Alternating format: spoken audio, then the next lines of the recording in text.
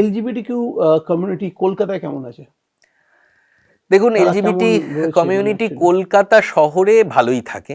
কারণ কলকাতা শহরের একটা বড় আজকে আমি পড়ছিলাম আজকের মেট্রোতেই টেলিগ্রাফের মেট্রো পাতায় একটা সুন্দর লেখা বেরিয়েছে প্রাইড নিয়ে। আজকে প্রাইড হচ্ছে কলকাতা শহর জুড়ে, যে we take certain things for granted in Kolkata, যে প্রাইডের পতাকা লাগানো পার্ক স্ট্রিটে, এবং সেটা গত বছর লাগিয়েছে, এবছরও রয়ে গেছে এরকম।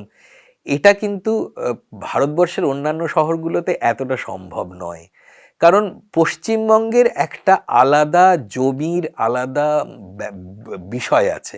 এক হচ্ছে মহিলা বা যে মহিলা আন্দোলন, জেন্ডার মুভমেন্ট, এটা কিন্তু পশ্চিমবঙ্গে দীর্ঘ শতকের আন্দোলন। ফলে আমরা যখন একেবারে নবজাগরণের সময় থেকে দেখি, বিদ্যাসাগরের সময় থেকে দেখি, বা রামমোহন রায়ের সময় থেকে দেখি, তারও আগে যে সমস্ত আমরা লেখাপত্র পাই, সমস্তই কিন্তু মহিলাদের এগিয়ে থাকা। এবং ভারতবর্ষে মহারাষ্ট্রে যেমন জ্যোতিবা ফুলে, তেমনি পশ্চিমবাংলাতে সমস্ত এগিয়ে থাকা মহিলারা, তারা স্কুল খুলছেন, কলেজ খুলছেন। এইটা কিন্তু পশ্চিমবঙ্গ এবং কলকাতার মাটিকে জেন্ডারের দিক থেকে, লিঙ্গ বৈষম্যের দিক থেকে অনেক বেশি সহিষ্ণু করে তুলেছে। আপনি দেখবেন যে রিসেন্টলি এনসিআরবির যে স্টাডি বেরিয়েছে, তাতেও ন্যাশনাল ক্রাইম রেকর্ডস ব্যুরোর সেফেস্ট সিটি ইজ কলকাতা।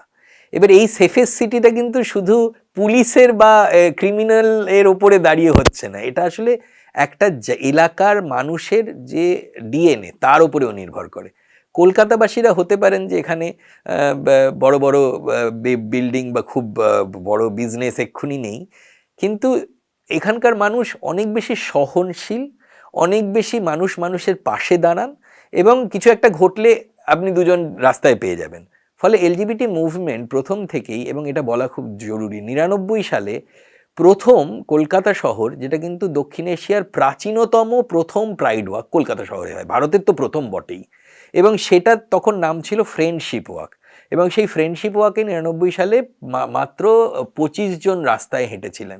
তার মধ্যে কলকাতা থেকে পাবন ছিলেন, আদিত্য বলে আরেকজন ছিলেন, এবং অশোক রাও কবি, যিনি হামসাফার ট্রাস্টের প্রতিষ্ঠাতা, তিনি ছিলেন। এরকম কয়েকজন, যারা পরে বিভিন্ন ভারতবর্ষের বিভিন্ন জায়গায় এই এলজিবিটি অর্গানাইজেশন, একেবারে আন্তর্জাতিক স্তরে এলজিবিটি অর্গানাইজেশন প্রতিষ্ঠা করেন। তারা কিন্তু প্রথম হাঁটলেন ফ্রেন্ডশিপ ওয়াক বলে 99 সালে কলকাতার রাস্তায়। তার 2 বছর বাদে, তখন কিন্তু প্রাইড টাইড এই শব্দগুলো আসেইনি, তার 2 বছর বাদে প্রথম প্রাইড অনুষ্ঠিত হয়। ফলে ভারতবর্ষে প্রথম কিন্তু হাঁটা হয়েছে কলকাতা শহরে। আবার একই সাথে ভারতবর্ষের অনেক জিনিস প্রথম মহিলাদের ক্ষেত্রে, এলজিবিটি মুভমেন্টের ক্ষেত্রে শুরু হয়েছে কলকাতা শহর থেকে। ফলে আমি এটা মনে করি যে কলকাতাতে এলজিবিটি যে সহিষ্ণুতা বা প্রয়োজন জায়গাটা, সেটা অনেক বেটার, অনেক ভালো। আমি অন্যান্য স্টেটের তুলনায় বা অন্যান্য রাজ্যের তুলনায় ডেফিনেটলি বলবো।